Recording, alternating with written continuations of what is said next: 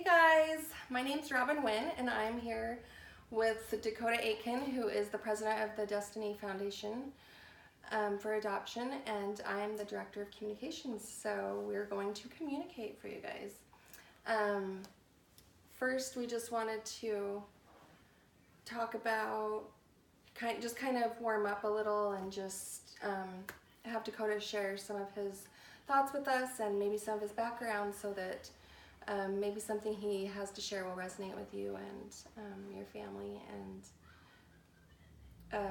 Dakota, why don't you start by sharing you can do your thoughts or you can do your background, or So I'll give an introduction. I started Destiny Adoption Foundation in November of 2018, and our purpose is to advocate, educate, and support those who are considering adoption. So one of the main functions that we want to focus on with Destiny is that I've had Robin be in charge of is interviewing folks who have experience with adoption, both biological parents and families, adoptive parents and families, and adoptees themselves, which is me. I'm adopted. That way we can get the word out about how great adoption is, how it can change people's lives, and how it can help create or fulfill God's plan for families. Sorry, I'm a little sick. Oh, no worries. I love that part about fulfill God's plan for families. Mm-hmm. I feel like that's something that really touches my heart, and just the way that that's put is so well. And that's where I got the name Destiny Adoption Foundation, is in a religious document released by our church, by my church. It says that families help fulfill the eternal destiny of God's children.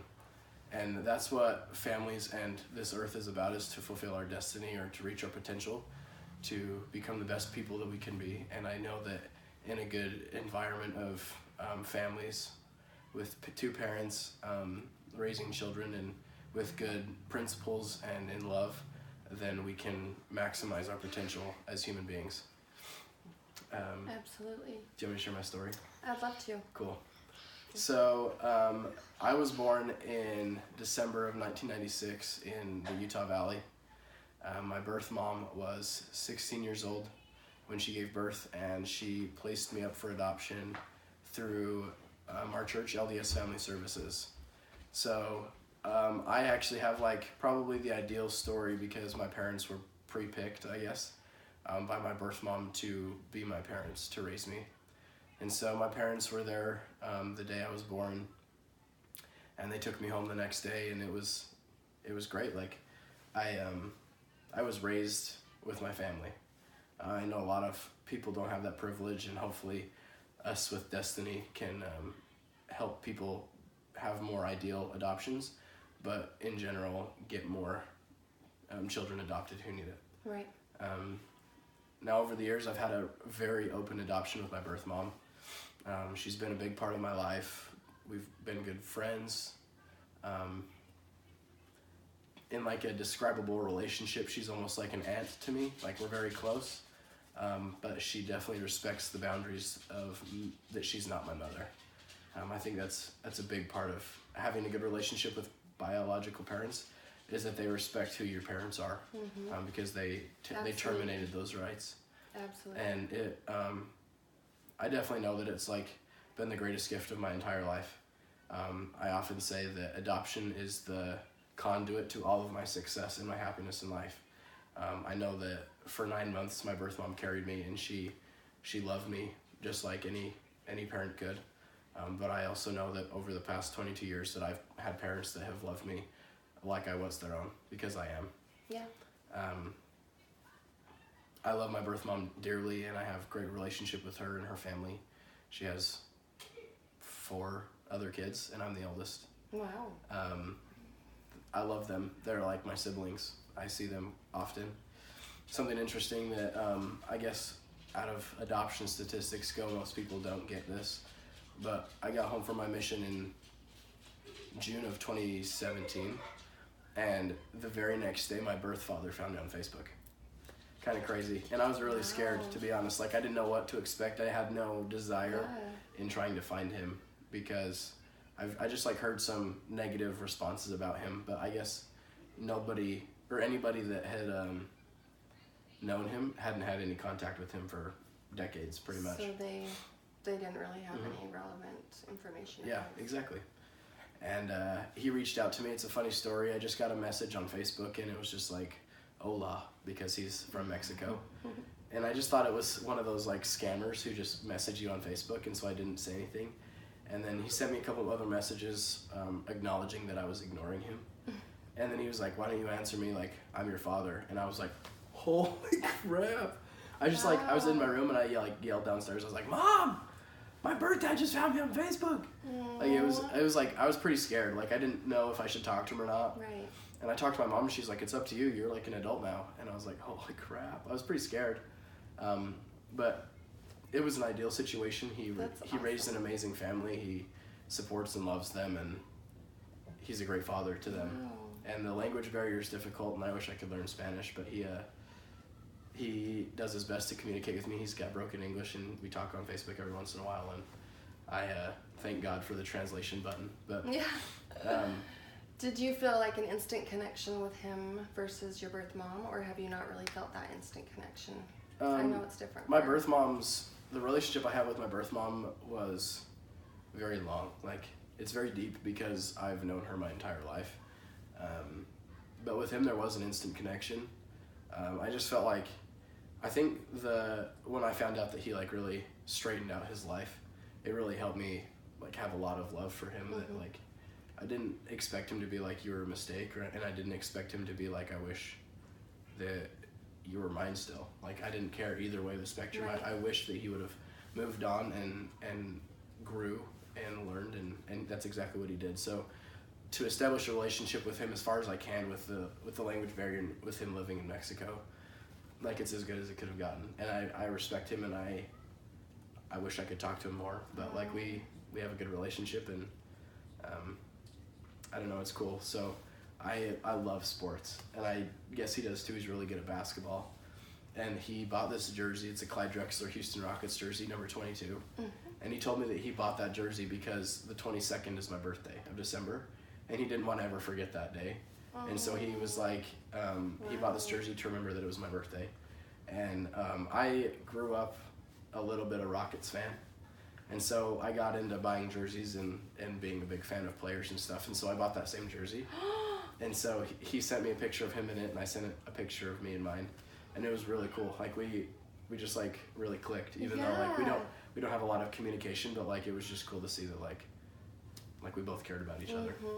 And even though you felt whole your entire life with your family, meeting him was still like a positive thing. It wasn't like, of course, it wasn't something that was feared or dreaded as far as like harm. Well, like my whole life I almost feared it. Like, I had no desire to reach out to him, but as soon as the dust settled, I guess, in our relationship, I just like looked at it and I was like, he's a great guy. Like, I have nothing against him, and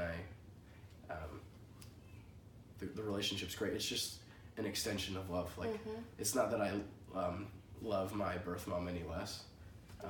And as I've grown up, like, I actually talk to her more now than I did when I was growing up. But it's easy to love more people. Like, loving someone else does not take away your love for someone else. Correct. Yep. So, that's absolutely I've always thought that like love multiplies. Like, you grow and love so much, the more people you love, the bigger heart you have. And I think that's why I wanted to start Destiny Adoption, is that like I have this love for adoption, but also for my family. Like, I know that for me, I definitely needed a support system like I have, and that my parents have given me, but they also, like, their greatest desire was to have a family, and my mom couldn't have children. And so it really was just destiny. It really was. Yeah. That's neat. So do you feel like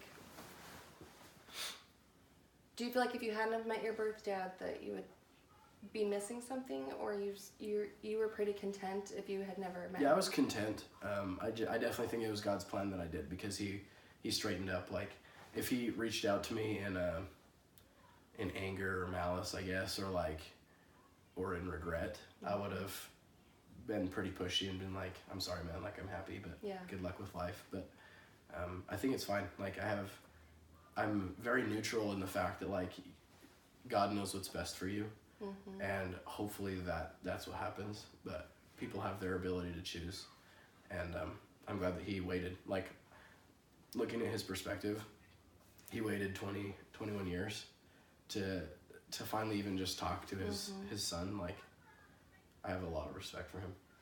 Wow, that's awesome. How do your parents, Doug and Marcy, how do they feel about? They've always been very open about everything with you guys. Do you feel like do you feel like a part of them feels whole now that you've met your birth father and your birth mother? I think it's kind of neutral. I know that them having children that don't have relationships with their biological family is very hard on those kids, and so like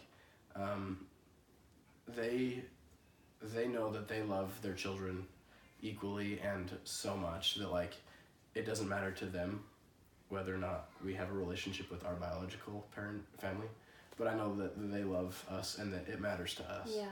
And so seeing my younger siblings like long for a relationship with anyone in their family like is pretty hard, but I think that they're just as loving and just as kind. And like you said, my parents have been so open with adoption. I'm pretty sure like my mom taught me how to talk, or like at least the first couple words I understood was like, you're adopted.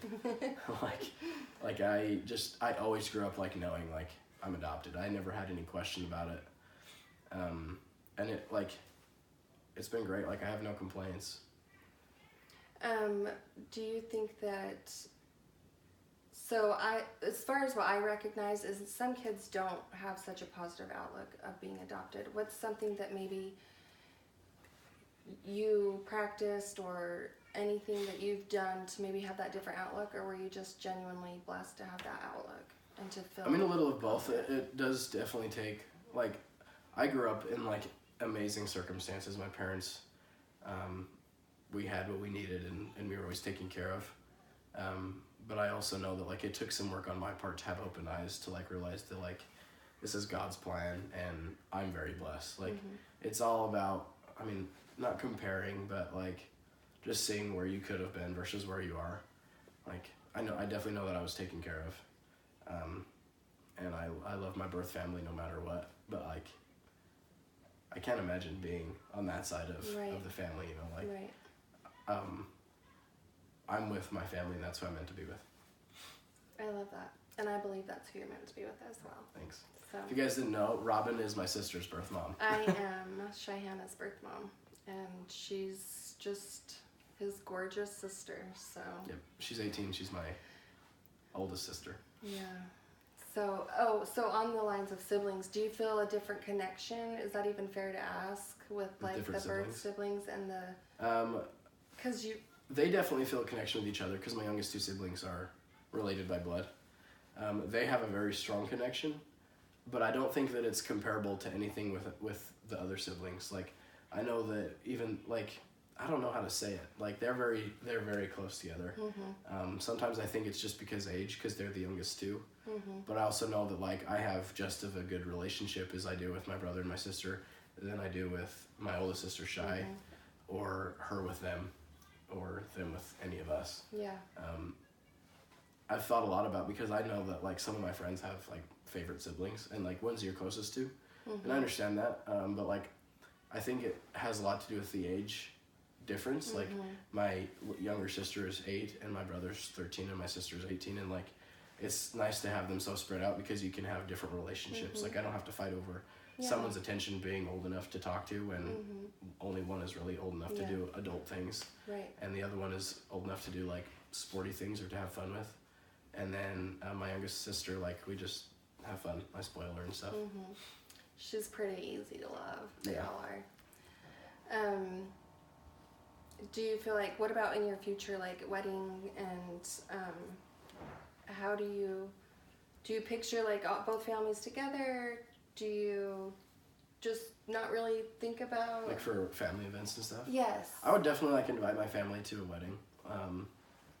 It'd be awesome.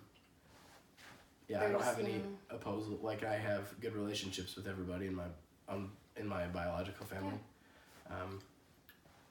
Hopefully, like, they're all just included in family, so like everybody will get an invite and stuff. Family, mm-hmm. Yeah. Awesome. Is there anything else that you wanted to add? Not a whole lot. Like, I mean, we've already got our purpose set forth that, like, adoption is really like God's gift to his children. Jesus himself was adopted, and so are so many people in the scriptures and so many great leaders today. Adoption is a way that you can help people be raised in an environment that they need, and that they'll be loved and taken care of. I don't know, like, I just want everybody to consider adoption in whatever circumstance you can. Like, if you're parents that need children, like, never eliminate adoption from the list. And if you have friends that are adopted like that, like, that has no cause for disclusion, like not being included, or adoption is a wonderful and like a loving thing. Like, there's no ifs, ands, or buts about it. Mm-hmm. And I believe that it is part of the plan. Like, this child is supposed to come to the earth and be with, like, he was supposed to be with Doug and Marcy, and his birth mom was the means of doing that. Like a transportation. Like, she was strong enough, and Heavenly Father knew that. And so he knew that eventually she would realize that she was going to place Dakota. But Doug and Marcy were supposed to have Dakota, like, hands down. Like, it's part of the plan. It's not just this thing, oh, now I'm pregnant and now what am I supposed to do? I'm only 16. There's a family that's waiting for that, for your baby. And there's no coincidences. It's real, and it's life, the baby's life, and your life, and it's never too late to try and get back on a different path, and the baby's like the most important thing, and it's the plan. So anyways, just never give up. Yeah. The thought for adoption. Yeah, no, it's great. Hopefully we can get going on these interviews very frequent, hopefully like once a week or whatever. Yeah. We have so many people lined up that want to share their story, so we're really excited about that. Yeah.